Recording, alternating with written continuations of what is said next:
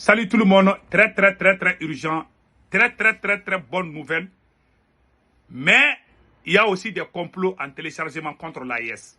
Aujourd'hui, lundi 6 mai 2024, nous allons partir avec les bonnes nouvelles. Le colonel Sado Kamara, nous vous remercions. L'armée malienne vient de poster un communiqué pour rassurer la population malienne de ne pas paniquer, que la situation est sous contrôle et que l'armée malienne défendra toute l'intégrité territoriale du Mali. Bravo aux forces armées maliennes. Au Burkina Faso, le capitaine vient de faire une dépense de plus de 78 milliards de francs CFA. Vraiment pour les paysans, les cultivateurs du Burkina Faso. Après, on va vous montrer ça. La troisième nouvelle, il y a tension entre le Bénin et le Niger. Le Bénin a décidé de bloquer l'embarquement du pétrole nigérien à partir de la plateforme de Sémé Mpodji. Patrice Talon vient de fermer, comment on appelle là, il vient de fermer la frontière entre le Bénin et le Niger. Il y a des détails à donner. C'est une façon de bloquer parce que le pipeline du Niger passe par le Bénin. Et les bateaux qui viennent acheter le pétrole nigérien viennent dans les ports du Bénin. Donc, Patrice Talon a tout bloqué. Vous voyez, au même moment, ils veulent créer la guerre entre le Mali et la Mauritanie. Au même moment, les Human Rights sont en train d'accuser le Burkina Faso. Donc, c'est un complot international en téléchargement contre l'AIS. C'est un système de sabotage contre l'AIS. Mes chers amis, restons vigilants. Maintenant, allons-y. Et puis, au même moment, je vous dis, les terroristes, les chefs terroristes qui étaient recherchés par les Américains et qui a été neutralisés par le Mali, ils utilisaient des gris-gris. Allahu Akbar. Après, on va vous montrer ces gris-gris là. Ils utilisaient des gris-gris pour disparaître. Voici les gris-gris de Hugo là. Les terroristes Hugo là. Voici ces gris-gris. Ces magies là. Ils utilisaient ça là. Voilà des magies qu'ils utilisaient. Vous voyez? Voilà ces magies là. Ils utilisaient ces magies là pour disparaître. Voilà. Donc, après, on va parler de ça. Allons-y au Burkina Faso rapidement. Nous remercions le capitaine Ibrahim Traoré. Voilà ce qui s'est passé au Burkina Faso. AES Info, selon AES Info, le capitaine Ibrahim Traoré remet des entrants et équipements agro-pastoraux pour renforcer la production alimentaire. Les intrants équipements comprennent 72 729 tonnes d'engrais, 10 000 tonnes d'aliments concentrés, 18 000 tonnes de semences végétales, 1000 tonnes d'aliments pour poissons, 400 tracteurs, 710 motopompes, 714 motos pour les agents sur le terrain, 239 motoculteurs, 77 500 000 alevins. Le coût total de ces intrants et équipements agro-pastoraux s'élève à 78 milliards. 297 426 435 francs CFA. Bravo, capitaine Ibrahim Traoré. Vous voyez, voilà, je vais vous montrer, voilà, vous voyez comment on appelle là. Je vais vous montrer ça tout de suite. Regardons ça là. Nous remercions le capitaine Ibrahim Traoré. Vraiment, nous sommes très contents aujourd'hui de vous annoncer cette bonne nouvelle. Et regardons, ça c'est pour les cultivateurs du Burkina Faso. Vous voyez?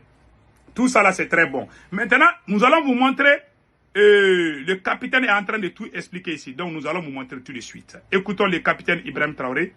Vraiment, nous sommes très contents. Voilà. Nous avons lancé donc deux grosses opérations l'année passée.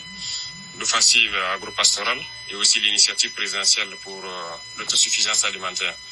Le ministère avait déjà engagé un processus de labour gratuit de 64 000 hectares dans toutes les régions. En plus de ça, donc, nous avons décidé d'acquérir environ un demi-millier de tracteurs. Pour cette saison, il faut le dire que ces tracteurs seront utilisés pour labourer gratuitement les terres pour cette saison pluvieuse qui va commencer. L'objectif, c'est de vraiment accroître et atteindre l'autosuffisance alimentaire. Ce qu'il faut peut-être préciser, c'est inviter la jeunesse à aller rapidement défricher les champs, parce que il y a des points focaux dans chaque province qui sont nommés par le gouverneur, en plus donc des chargés de mission au niveau des régions. Prenez contact lorsque vous avez des grandes superficies. À défaut, il faut vous mettre en coopérative pour avoir des grandes superficies et ces tracteurs sont là pour labourer gratuitement les champs cette année. L'accompagnement donc par les semences améliorées et l'engrais qui est aussi disponible, qui sera subventionné. Donc vous avez vu, nous remercions le capitaine Ibrahim Traoré. Mes chers amis, maintenant, voilà, nous disons merci au capitaine. Donc l'armée malienne a fait un communiqué pour rassurer la population de ne pas paniquer, que la situation est sous contrôle. Donc nous remercions l'armée malienne. Maintenant, allons-y au Bénin. Mes chers amis, voilà ce qui se passe au Bénin. La frontière côté Niger avec le Bénin reste toujours fermée. Le Bénin dit interdire le pipeline du pétrole aux bateaux transporteurs qui voudraient les transporter. Car M. Talon dit de ne pas comprendre pourquoi les autorités du Niger refusent l'ouverture de la frontière. M. Talon veut-il inspirer la diplomatie? Voilà, source et notre frère du Burkina Faso, donc Nestor, voilà. Donc mes chers amis, ça chauffe des. Ils ont fermé. Le Bénin a décidé de bloquer l'embarquement du pétrole nigérien à partir de la plateforme de Sémé Mbouki. Qu'est-ce qui a provoqué ces tensions? Et avant-hier ou hier, il y a eu une grande manifestation.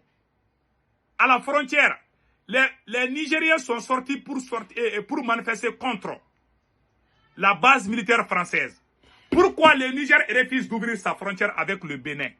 Parce qu'il y a l'armée française, quand le Niger a chassé les soldats français, certains sont allés au Tchad, certains sont allés au Bénin. Donc les soldats français qui ont quitté le Niger, là, ils sont allés se stationner au Bénin. Et plus particulièrement à la frontière entre le Bénin et le Niger. Vous voyez les manifestants là. Le peuple du Bénin n'est pas d'accord avec cette position. Voilà pourquoi le président béninois est très paniqué. Il dit qu'il va bloquer. Parce que tout le monde, c'est une guerre économique. C'est-à-dire, on ne sait pas que veulent les Occidentaux. Donc, le Niger a décidé de bloquer sa frontière et les bateaux. Alors que l'économie nigérienne dépend pas seulement de l'uranium, mais il y a aussi le pétrole. Donc les bateaux qui vont venir acheter le pétrole nigérien vont aller au port du Bénin. Le président béninois veut tout bloquer. Il dit que le Niger refuse d'ouvrir sa frontière avec le Bénin. Si tel est le cas, je pense qu'il y aura une solution. On ne sait pas quel est l'agenda. Parce qu'au même moment, ils sont en train de créer le chaos entre la Mauritanie et le Mali. Ils veulent pousser la Mauritanie à rentrer en guerre contre le Mali. C'est-à-dire que comment on appelle là, les Occidentaux veulent transférer la guerre ukrainienne entre le Mali et au Mali et en Mauritanie. Entre le Mali et la Mauritanie. Voilà ce qui se passe. Ils n'ont pas fini avec leur agenda. Hein. Donc, préparons nos militaires. Parce qu'il y a eu une manifestation contre la base militaire française. Quand vous voyez cette carte-là. Et puis, pire encore, quand vous regardez là. Et manifestation contre la vie chère et des bases militaires françaises. Présentes au nord du pays, à la frontière avec le Niger. Voilà pourquoi les Béninois sont fâchés. Les Béninois sont fâchés, ils sont sortis. Ils disent, mais pourquoi la base militaire française au Bénin? Ils ne sont pas d'accord. Donc, voilà en grosso modo ce qui se passe. Et enfin, je vais vous montrer une vidéo où ça s'explique tout. Voilà. Voilà. Je vais vous montrer une vidéo où on explique tout ici. Voilà. Écoutons.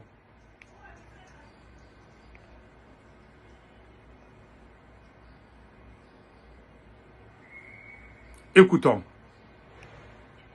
RFI, le Bénin a décidé de bloquer l'embarquement du pétrole nigérien à partir de la plateforme de Séné-Podji au Bénin. Le pipeline de près de 2000 km transporte le pétrole nigérien depuis Agadem jusqu'au Bénin, mais les relations sont tendues entre les deux pays depuis le coup d'État du général Tiani et plus tendues encore depuis que Niamey a maintenu ses frontières fermées malgré l'ouverture effective du côté de nous, Jean-Luc Aploban.